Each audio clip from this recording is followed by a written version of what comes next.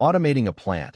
The first dilemma is usually this: buy a collaborative robot or an industrial one. Don't just look at price. 3 factors make it clear. Factor 1 is payload and speed. A Cobot typically handles up to about 20 kilograms. Light work, right alongside people. An industrial robot spans the full 3 to 800 kg range, where heavy loads, high speed, and continuous high volume are its home turf. Factor 2 is environment and people. A Cobot has force control and collision detection. After an ISO/TS 15066 risk assessment, it can run fenceless, sharing a station with workers. An industrial robot is fast and powerful and needs a safety fence or light curtain. Factor 3 is flexibility and changeover.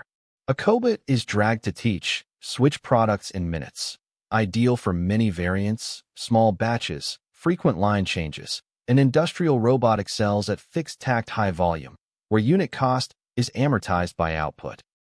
The one-line call: light payload, frequent changeover, work beside people. Pick a Cobot. Heavy load, high tact, harsh environment. Pick an industrial robot.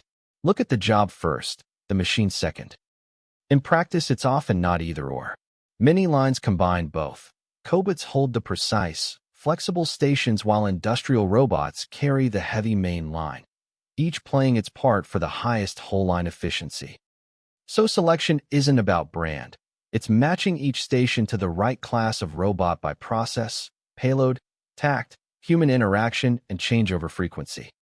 Cobot or industrial? The answer is in your process. This is EVST. We select by station and make line automation real, not sell you a single brand.